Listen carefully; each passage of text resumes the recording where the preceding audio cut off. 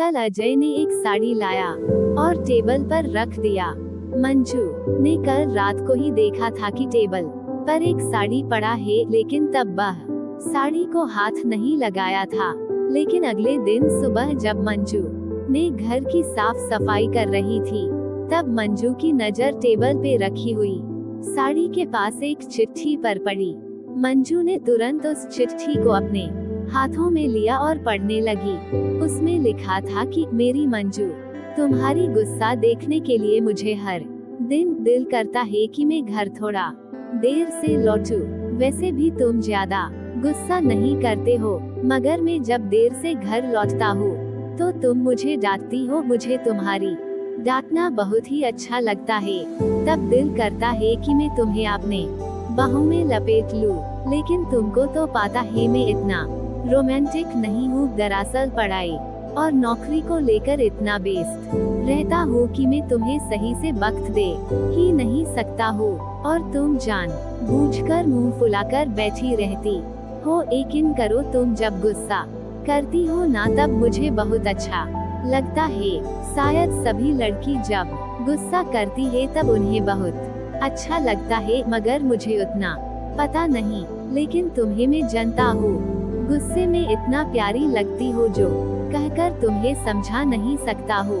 दिल करता है हर रोज मैं तुम्हें अपने बाहों में लपेट लूं, लेकिन पता नहीं किसी अज्ञात कारण की वजह से नहीं कर पाता हूँ। हर रोज देर से घर लौटने की कारण सिर्फ वही है कि मैं सिर्फ तुम्हारा गुस्सा वाला चेहरा देखना चाहता हूँ, जो तुम्हारी गुस्से भरी चेहरे के पीछे छुपा है एक अनदेखा ढेर सारे प्यार। बहुत प्यार करता हूँ तुमसे, इसलिए मैं अपने प्यार को अपने ही दिल में छुपा कर रखता हूँ। मैं सुबह जल्दी उठता हूँ ताकि सूरज तुम्हें देखने से पहले मैं देख सकूं। रोशनी मुझे पसंद नहीं है, लेकिन क्या कर सकता हूँ, रोशनी के बिना तुम्हें दिखाई नहीं देता, इसलिए मैं सर्वदा रोशनी के सामने अपने सर झुकता हूँ। छोड़ो ये सब बातें। कल जो मैं तुम्हारे लिए एक साड़ी लाया था वह टेबल पर रखा था, मगर तुम्हारी हाथों में नहीं दे सका। अभी ये चिट्ठी पढ़ने की बहाने वह साड़ी अपने हाथों में लेंगे। शायद वह साड़ी तुम्हें पसंद नहीं आया है, इसलिए मैं तुम्हें वह साड़ी तुम्हारे हाथों में नहीं दिया था। तुम्हें पता है मैं कभी भी साड़ी अकेला नहीं खरीदा। माँ के लिए जब साड़ी खरीदने जाता था तब भी माँ को साथ साथ में लेकर जाता था।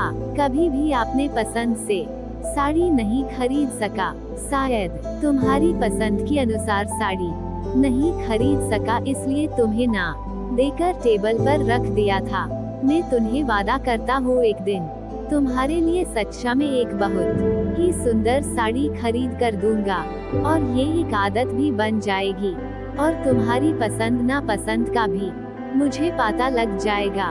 तुम्हारा अजय। अजय का चिट्ठी पढ़ने के बाद मंजू की होठों पर हल्का सा मुस्कुराहट दिखाई दी।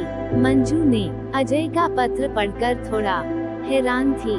जो अजय मंजू के सामने ठीक से नहीं खड़ा होता, वह अजय अपने दिल के एक कोने में अपने पत्नी के लिए ढेर सारा प्यार भी छुपाया रख सकता है। मंजू की सपना था कि उसका एक हैंडसम पति होगा और वह बहुत ही रोमांटिक होगा, लेकिन अजय के अंदर तो रोमांटिक बोलकर कोई चीज ही नहीं है। लेकिन अब देखो, अजय के दिल में रोमांटिक का गहरा समुंदर है।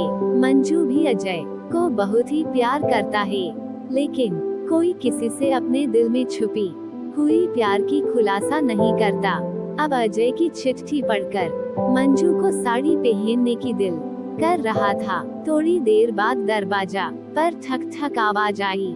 मंजू ने तुरंत जाकर दरवाजा खोला। अजय मंजू को देखकर हैरान हो गया। अजय ने एक पल के लिए सोचा कि वह गलत दरवाजे पे आ गया है।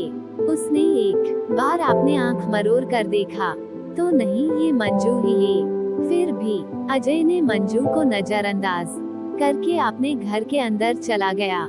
ऐसा देख रहा है कि जैसे मंजू को रोज वह इसी हालत में देखता है। मंजू को वह समझने नहीं दिया कि वह मंजू को देखकर चौंक गए थे। अजय ने खाना खाकर अपने बिस्तर पर लेटा हुआ था। तभी दरवाजा बंद करने की आवाज आई। अजय ने समझ लिया कि मंजू कमरे में आया। मंजू कमरे में आते ही अयना के सामने चुपचाप बैठ गया और बार बार खुद को अयना में देख रहे थी, इसलिए कि कहीं कोई कमी तो नहीं हो गई। जल्दी से दोपहर की काम खत्म करके अपने इच्छा अनुसार वह सज धज किए और अजय जो साड़ी लाया था वह भी पहना हुई है, सिर्फ और सिर्फ अजय के लिए, और वह एक बार के लिए पूछा तक नहीं। मंजू को खुद पे ही बहुत गुस्सा हो रहा था।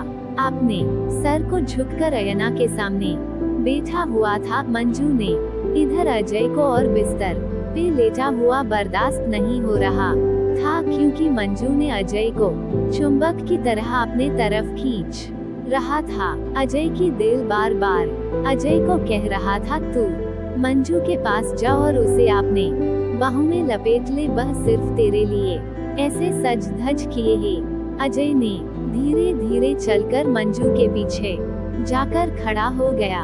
मंजू समझ ही नहीं पाया कि कोई उसके पीछे खड़ा है। अजय बहुत दिल कर रहा था कि पीछे से मंजू को अपने गले लगाने के लिए, लेकिन एक अज्ञात कारण के वजह से वह नहीं कर पा रहा था।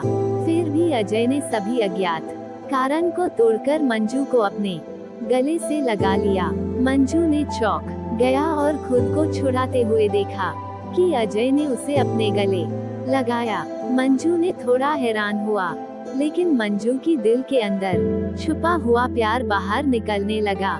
मंजू भी खुद को रोक नहीं पाया और अजय को अपने दोनों हाथों से अपने बाहों में लगा लिया। दरअसल गुस्सा और अभिमान छुपाया जा सकता है, लेकिन दिल में छुपा हुआ प्यार छुपाना नामुमकिन है। अजय ने मंजू को अपने दोनों हाथों से अपने बाहों में लेकर मंजू की पूरे बदन को चूमने लगा। मंजू भी अपने दोनों हाथों से अजय की पूरे शरीर को बुलाने लगा। तब अजय ने अपने कमरे की लाइट बंद की और दोनों प्यार की गहरा समुंदर में डूब गया।